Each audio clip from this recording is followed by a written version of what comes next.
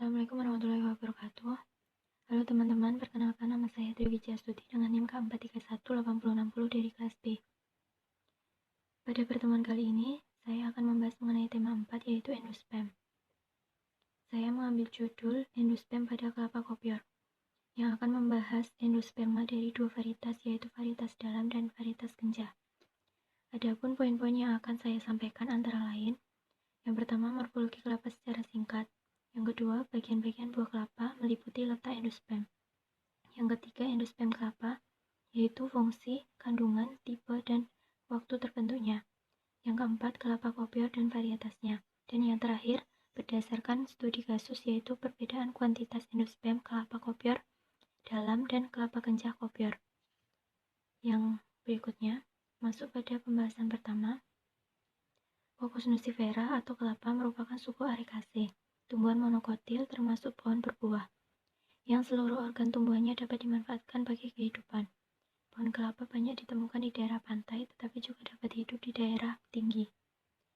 Morfologi tanaman ini antara lain, yang pertama dari akarnya, berakar serabut dan berkayu, batangnya tunggal dan berruas-ruas, daunnya tunggal menyirip dan termasuk roset batang, bunganya majemuk, tumbuh di ketiak daun, bunga jantan dan betinanya terpisah tetapi tetap dalam satu pohon. Bijinya berbentuk bulat terletak pada endokap. Buahnya besar, bentuk bola telur sampai lonjong. Warnanya bermacam-macam dari hijau, kuning, dan coklat. Kita mengerucut pada buahnya. Bagian-bagian pada buah itu yang pertama epikap. Kulit bagian luar licin, agak keras, tipis, yaitu sekitar 1/7 mm. Yang kedua, bagian mesokap, atau disebut dengan sabut kelapa. Itu merupakan kulit bagian tengah, serat berlignin, teksturnya kasar, tebalnya antara 3-5 cm. Sabut ini mempengaruhi 35% dari bobot kelapa. Yang ketiga, endokap atau batok kelapa.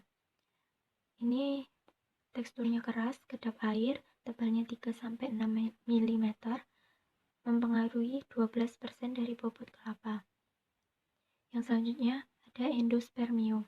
Itu ada dua, yaitu berupa cairan yang mengandung enzim, gula, mineral, dan zat abu, dan cairan ini akan mengendap pada dinding endokap menjadi daging buah, yang disebut dengan endosperm.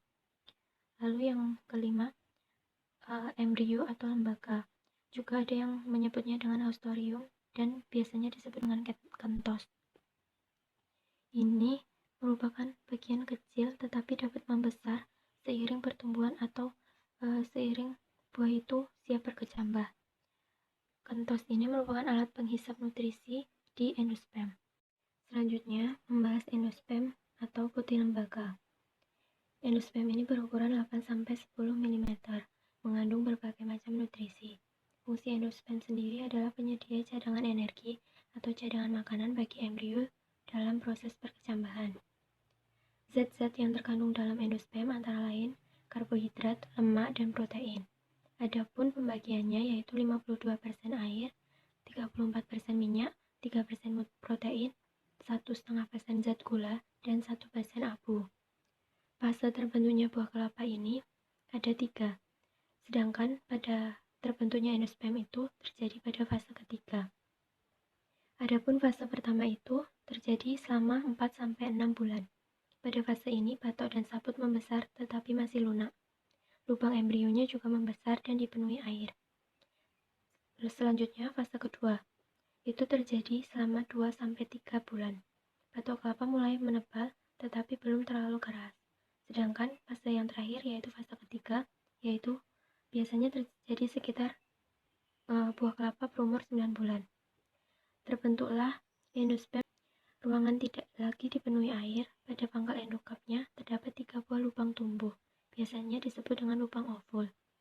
Satu lubang terbesar merupakan lubang terlunak yang digunakan untuk tempat keluarnya lembaga pada saat biji berkecambah. Selanjutnya, pada saat kelapa masih muda, air kelapa itu merupakan bantalan pertumbuhan endosperma. Saat endosperm pada fase inti atau nuklear. Semakin bertambahnya umur kelapa, fase nuklear tersebut terus berkembang dan menjadi fase seluler, sehingga endosperm ini menempel pada lapisan kulit tempurung bagian dalam. Endosperm nuklear ini dibentuk dari pembelahan inti menghasilkan inti bebas, sehingga ruangan tengah itu bukan berisi sel tapi cairan air kelapa saat buah masak.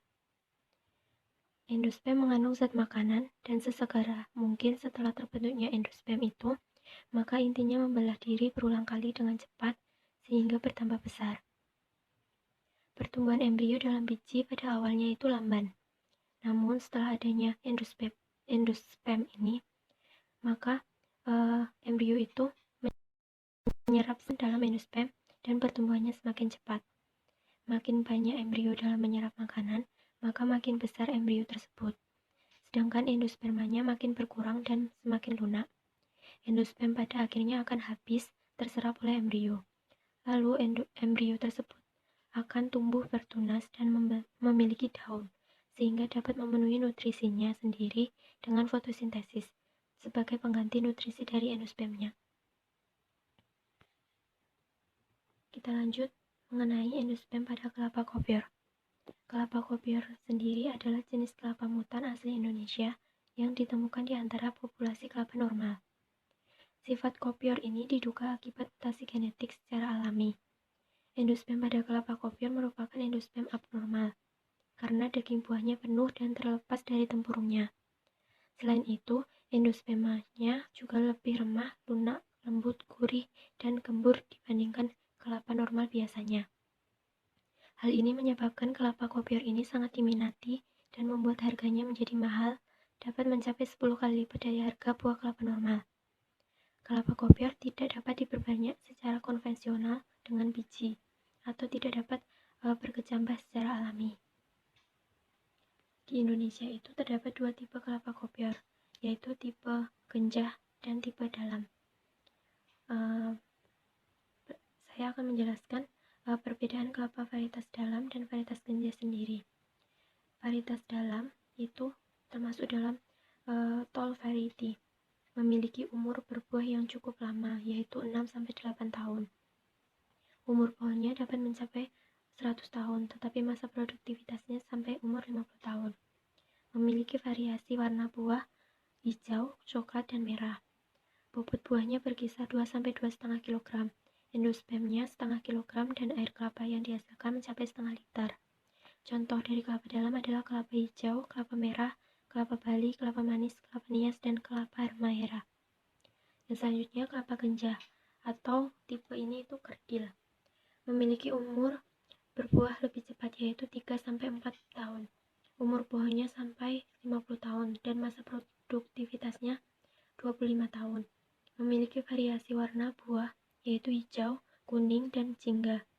Bobot buahnya 1,5-2 kg, menghasilkan endosperm 0,4 kg, dan air kelapa yang dihasilkan 200 cc. Contohnya kelapa gading, kelapa raja, kelapa puyuh, dan lain-lain. Lanjut pada endosperm kelapa kopior. Pada jurnal yang saya ambil membahas perbedaan kuantitas endosperm pada kelapa dalam kopior dan kelapa genjah kopior. Untuk mengidentifikasi kuantitas kelapa dapat dilakukan dengan cara digoyang-goyangkan atau diketuk pada buahnya. Biasanya hal ini dilakukan ketika buah kelapa itu berumur 10 bulan.